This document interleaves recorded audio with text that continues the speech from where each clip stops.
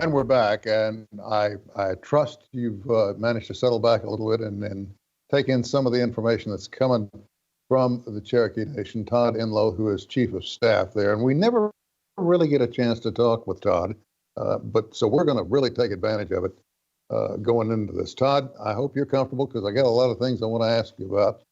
You have a number of outreach programs underway there. Can you bring us up to speed on some of them? Yeah. So, we've been pretty busy over the last several days. As I mentioned before, we've been trying to keep our head count down with our employees as much as possible, but still continue to operate and offer the services. And so we've, due to the pandemic and try to respond to that, we have an initiative that we call Respond, Recover, and Rebuild. And it's a three-phased approach for us to the initial response of how do we deal with the virus and the issues that we see, as we discussed with food security earlier. And then the recover is those things that we need to do to help get people back on their feet. And then the rebuild is obviously trying to look forward and spend and develop strategically to make sure that in the future that we're more prepared to respond to any future pandemics or other challenges that may face us similar to this pandemic. So we've got several initiatives out there. Well, let's get specific about some of them because I know you guys have been hard at work on these for quite some time, and they deserve to be recognized. And boy, now's your chance.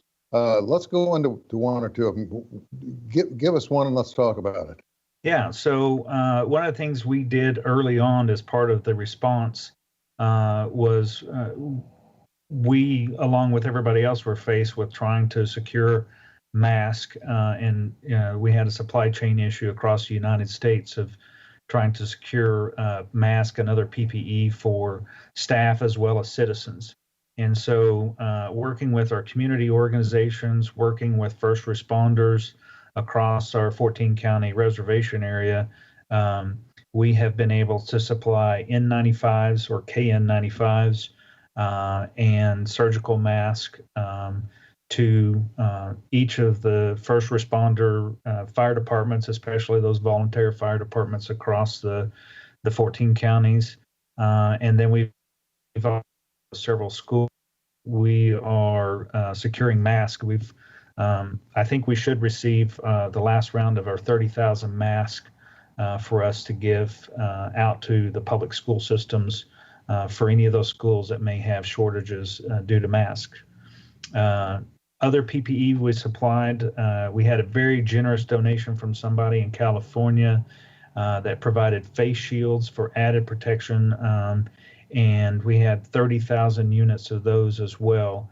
And those we have set to go out to public school teachers and those that may come in contact with students on a regular basis. So it's additional protection for them as well.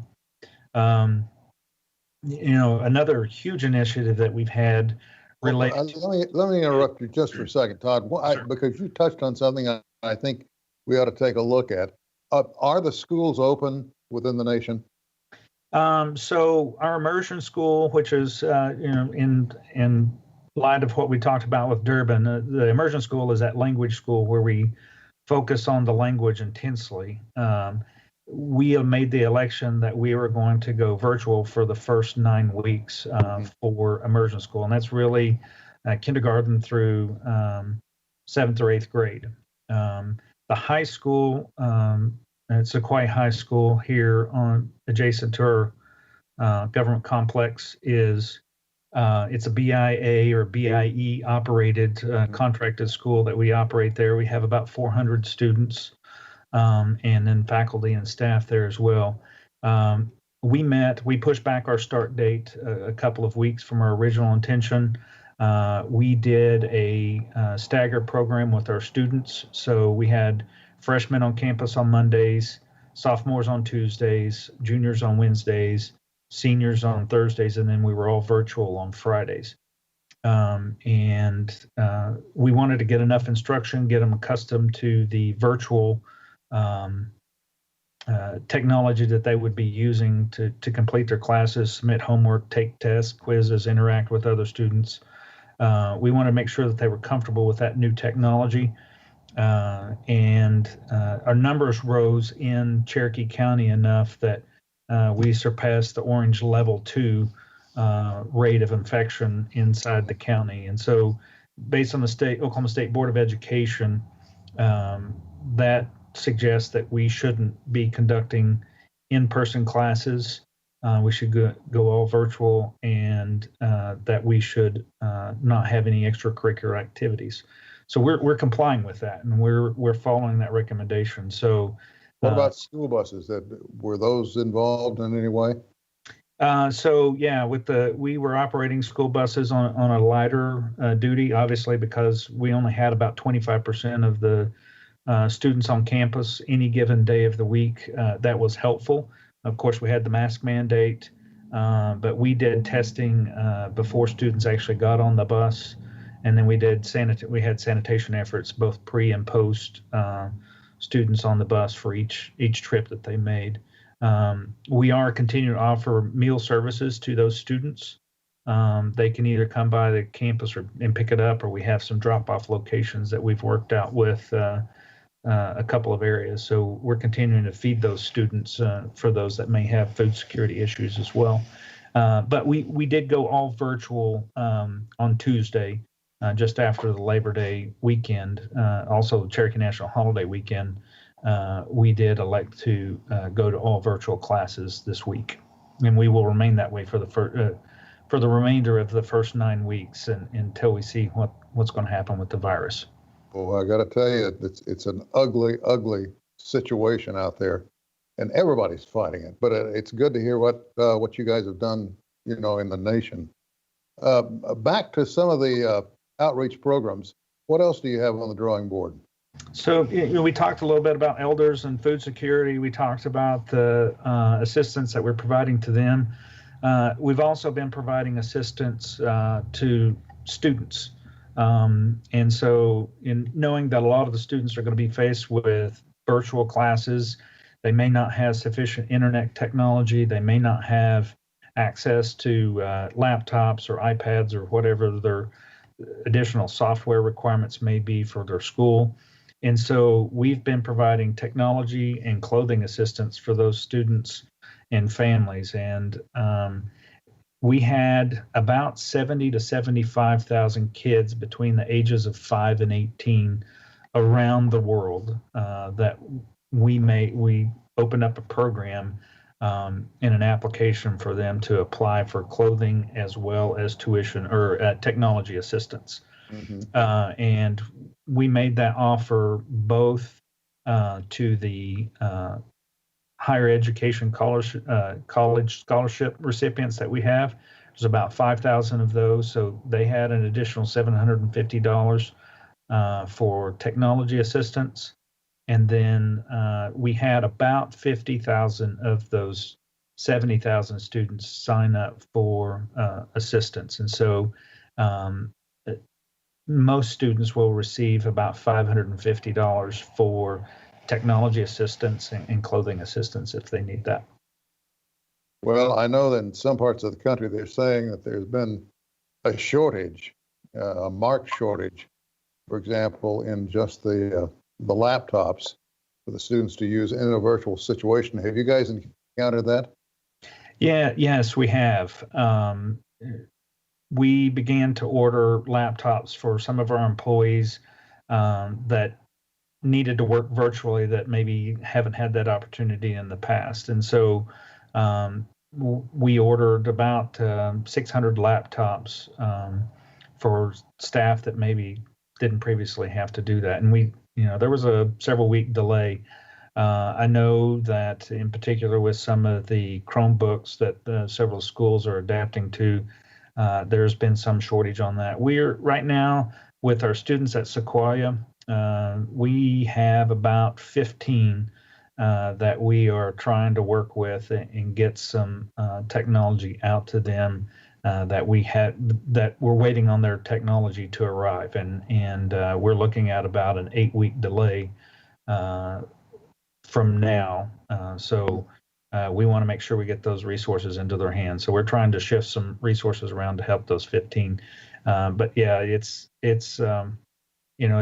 what this has led to is a supply chain issue in several areas, between food and technology and PPE that it's going to be a challenge, I think, for the technology for a while. Oh, I got to tell you, and watch the faces of the very young, and you see nothing but, well, is this going to last? Is this the way life's going to be? And it's not just within the Cherokee Nation, it's all across the world, that the young ones are facing this. On a lighter note, if you will, a lot of folk to your part of the state as a tourism area. People want to drive when they come to Oklahoma. They want to drive through the Cherokee Nation. They want to go to the headquarters. They want to see museums. They want to see as much as they can. Is that still available to tourism and travel? Yes.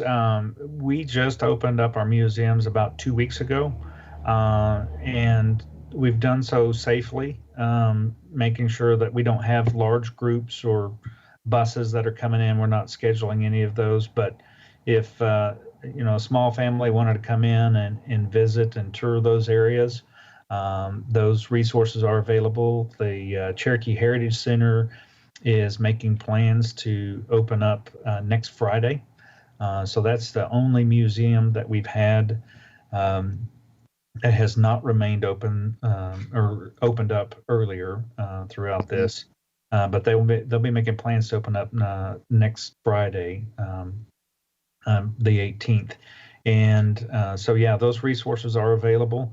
We're just trying to do so with a lower head count and make sure everybody remains safe in that area. Sure. And there are, of course, all kinds of opportunities. If people want to get out and take pictures, they can do that as well. Absolutely. Yeah.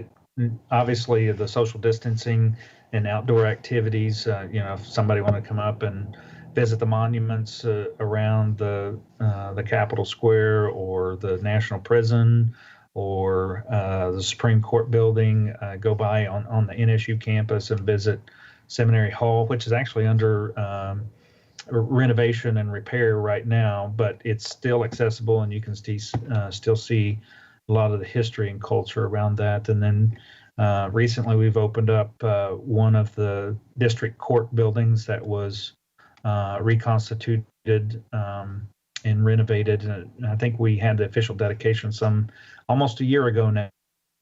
Todd, I hate to interrupt you, but we're all out of time. Thank you, my friend. Stay safe down there, and my best to you and to your family. Thank you, sir. We're going to have to wrap this up because we absolutely ran completely out of time with Todd, who gave us a wonderful interview, and I want to thank Todd and the Cherokee Nation. Ladies and gentlemen, I've got to urge you, think wearing a mask. This is not anything to do with taking away your freedoms. This is saving your life and saving the lives of those that you genuinely care about and people you've never met. So please, before you walk out the door, either have it in your hand or be wearing it.